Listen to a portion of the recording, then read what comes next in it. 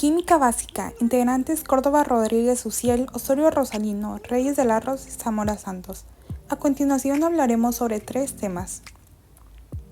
Tema 3. Propiedades físicas. Para calcular se usan las 3 dimensiones que es ancho, alto y largo.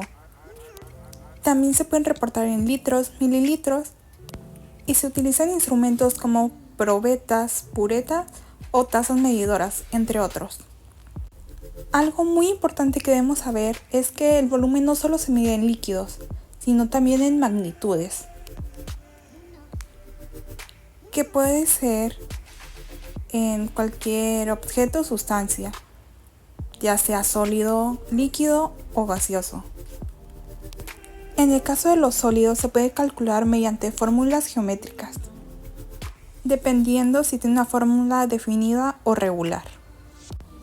Por ejemplo, si en un cubo se utiliza multiplicando su largo, ancho y altura, mientras que un sólido, de forma irregular, se utiliza el método de desplazamiento del agua. ¿En qué consiste? Consiste en que puedas observar el volumen de un líquido con su forma inicial y posteriormente introducir el objeto y observar cómo sube de nivel en el agua. Ahora vamos a restar 60 menos 50 que da 10 mililitros. La temperatura es la energía del movimiento de las partículas de un cuerpo. En la imagen se ve esta idea. 2 cuadros con puntitos, partículas que se mueven más o menos rápido. Esto significan 2 cosas: mucho movimiento, temperatura alta; poco movimiento, temperatura baja. La temperatura se mide usando un termómetro como el que aparece en esta imagen. Los termómetros funcionan detectando cambios físicos que dependen de la temperatura, por ejemplo, dilatarse o contraerse un líquido, como el alcohol o mercurio en termómetros clásicos, cambios eléctricos en termómetros digitales. Se utilizan principalmente 3 escalas: grados Kelvin, es la unidad oficial en el Sistema Internacional SI. Es la más usada en química porque empieza en el cero absoluto, que es la temperatura más baja posible, donde las partículas dejan casi totalmente de moverse. Celsius es la escala más común en la vida diaria. Está basada en el punto de congelación y ebullición del agua. Y Fahrenheit, que se utiliza principalmente en Estados Unidos. Bueno, hoy les voy a hablar un poco sobre la presión. La presión es la magnitud física que mide la proyección de la fuerza en dirección perpendicular por unidad de superficie. Se relaciona con una fuerza de acción continua y una superficie sobre la cual actúa, y se mide en el Sistema Internacional en pascales. Voy a hablar sobre la densidad. ¿Qué entendemos por la densidad? La densidad es la propiedad física que indica cuánta masa tiene un cuerpo en un determinado volumen. En palabras simples, en qué tan concentrada está la materia en un espacio. Un objeto muy denso tiene mucha masa en poco volumen. Sabemos que la fórmula de densidad es igual a masa entre volumen. La masa es la cantidad de materia que tiene un objeto, que se mide en kilogramos o gramos. El volumen es el espacio que ocupa el objeto, que se mide en metros cuadrados, metros cúbicos o centímetros cúbicos. Y la densidad se mide normalmente en kilogramos entre metros cúbicos o gramos entre centímetros cúbicos.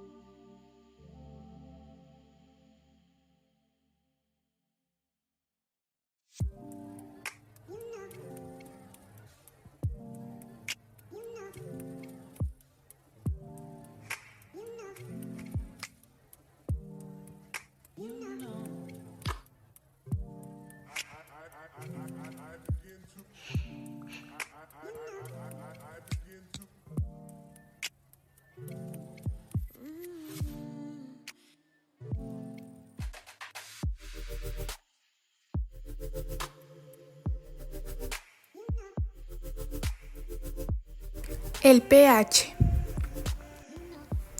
Esta es su principal fórmula, pero también hay un instrumento para calcularlo, que es el pHímetro. Y también los más conocidos en laboratorio son las tiras de papel indicador, que se toma una muestra y se sumerge en la sustancia que deseas medir. Esperas de 1 a 2 segundos y esta cambiará de color. Tema 4. La inflamabilidad es una medida de tendencia de una sustancia a pasar a la fase de evaporación. El punto de inflamabilidad o punto de destello es el conjunto de condiciones de presión, temperatura, mezcla de gases en que una sustancia inflamable produce suficientes vapores que al mezclarse con el aire se inflamarían al aplicar una fuente de calor llamada energía de activación a una temperatura suficientemente elevada. Si se consideran unas de las condiciones normales de presión, esas condiciones se reducen a una temperatura mínima y una proporción determinada de vapor de combustible en el aire. Entre estas condiciones es fundamental la proporción de los gases con el aire y tanto si la proporción de gases es escasa como si es excesiva, no se producirá la ignición. Es necesaria una cierta concentración de vapor en el aire para mantener la combustión, la cual es diferente para cada líquido inflamable. La combustión es una reacción química oxidativa, ya que se necesita del oxígeno del medio ambiente para que se lleve a cabo. En esta reacción se libera una gran cantidad de energía en forma de luz y calor. Por lo tanto, la combustión también se clasifica como una reacción exotérmica. El fuego es la parte visible de la combustión. La combustión puede ser completa o incompleta. La combustión completa se lleva a cabo cuando existe una cantidad suficiente de oxígeno. En esta reacción química, al final se obtiene dióxido de carbono, agua y energía. La llama en este tipo de combustión es azul. El humo es blanco y no deja residuos. La combustión incompleta se lleva a cabo cuando no existe la cantidad suficiente de oxígeno. Por lo tanto, al final de esta reacción química se obtiene carbono, monóxido de carbono, agua y la energía es menor que una combustión completa. La llama en este tipo de combustión es amarilla, el humo es negro y deja un residuo de color negro llamado hollín. A continuación hablaré sobre la resistencia a la oxidación. Seguramente hemos notado que en algunas estructuras de metal como barandales, puertas o clavos, con el paso del tiempo se deterioran y cambian de color. A esto se le llama oxidación y te explicaré en qué consiste. La oxidación es una reacción química en la que un material se combina con oxígeno produciendo una nueva sustancia llamada óxido. Un tipo de óxido muy frecuente es el que se experimenta en los metales cuando están en contacto con el agua o el aire por un tiempo prolongado. Cuando ocurre esto es porque los átomos que conforman estas piezas de hierro pierden electrones y el que está en contacto con ellos, por el contrario, se queda con esos electrones. El oxígeno se convierte en un agente oxidante, por el que toma unos electrones del hierro, el cual ahora es un agente reductor, pues ha perdido sus electrones. También ocurre en otros elementos, como hay veces donde partimos una manzana o un aguacate y este cambia de color enseguida. Corrosión. Hoy te explicaré cómo ocurre la corrosión del hierro y cómo se forma el derrumbe o óxido de hierro. Todo inicia cuando el hierro entra en contacto con el agua. El agua funciona como electrolito porque permite el movimiento de iones. En la superficie del hierro se forman dos zonas, el ánodo y el cátodo. En el ánodo ocurre la oxidación. El hierro metálico pierde electrones y se convierte en iones de hierro ferroso y luego en hierro férrico. Los electrones viajan por el metal hasta el cátodo. En el cátodo ocurre la reducción. El oxígeno del aire reacciona con protones y con los electrones para formar agua.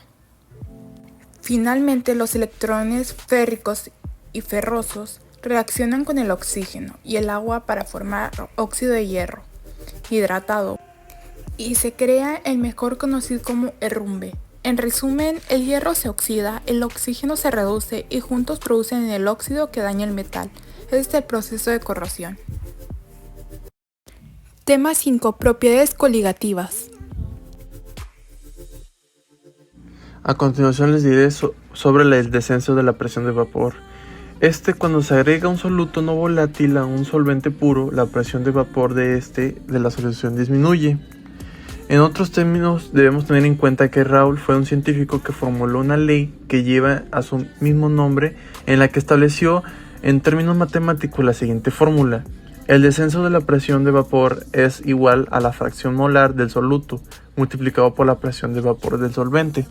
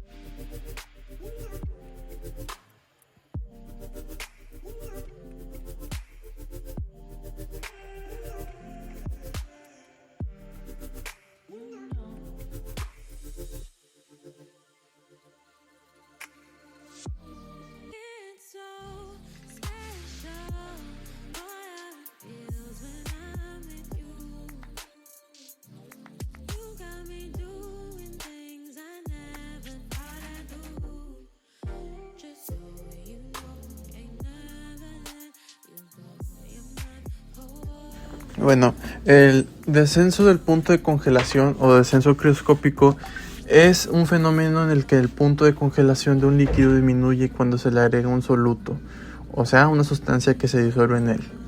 En palabras simples, esto se podría decir que si agregas algo a un líquido como sal al agua, tardará más en congelarse y se congelará a una temperatura más baja. Un ejemplo puede ser el agua pura, ya que ésta se congela a 0 grados Celsius, o el agua con sal, que se congela a menos 2 grados Celsius, a menos 5 grados Celsius o incluso hasta menos, dependiendo de cuánta sal tenga. Bueno, ¿por qué ocurre esto? Porque el soluto interfiere con la formación de cristales de hielo. Las moléculas de agua necesitan ordenarse para congelarse, pero las partículas del soluto estorban esa organización. Por eso se necesita más frío para que el agua pueda formar el hielo. Y bueno, ¿cómo se puede comprobar esto? Se puede comprobar en un ejemplo de 3 sencillos pasos. Colocando agua pura y agua con sal en el congelador, y así el agua pura se congela primero. Y por último, el agua con sal tarda más y se congela a una temperatura menor.